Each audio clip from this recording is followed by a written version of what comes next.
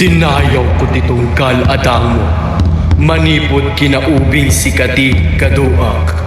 Tungkal ag sabat dagiti, pagkamangan mi kanayon amalagip ko. Asikati dati pagkamangan ken patpagek agayem ko.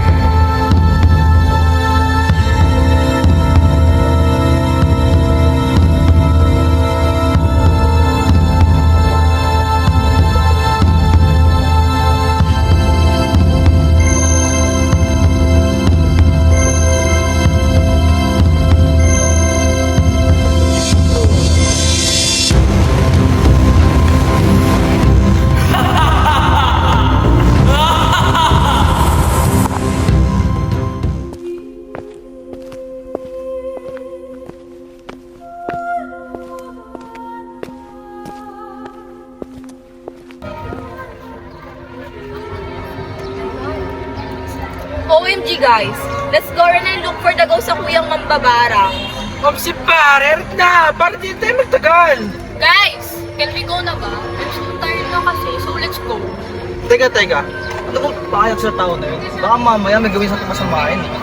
Yeah, don't worry. We just need to find some mystery behind my old childhood best friend at mukhang siya na yung makakatulong sa atin. Hi, so super duper madrama naman guys. Let's make some lakad na so that matapos itong problema na to.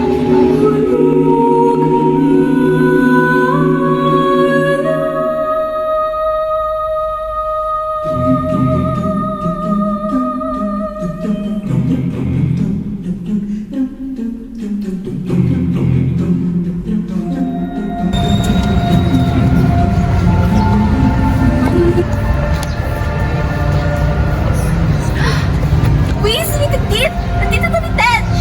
Ay, buti naman, nandito na tayo. Eh, nasa na ba yung tao na yan?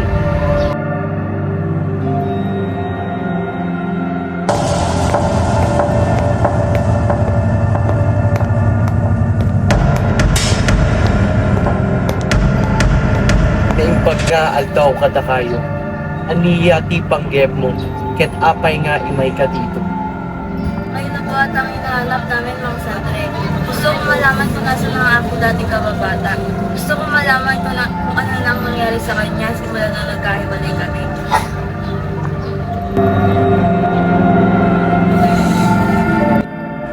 Bata pa lang, ay magkasama na kaming dalawa ni Yuan. Palagi kaming magkasama sa mga lugar na gusto naming puntahan.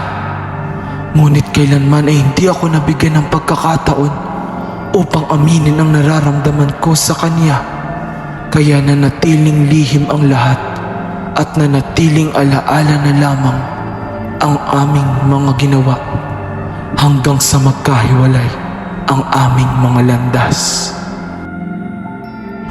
Dahil sa kagustuhan kong makuha siya at makabalik siyang muli sa aking mga piling, ay pipiliin kong saktan siya upang mawalay siya sa piling ng iba. Mahal ko si Yuan, ngunit hindi ako papayag na makita siya sa kanlungan at kamay ng ibang lalaki.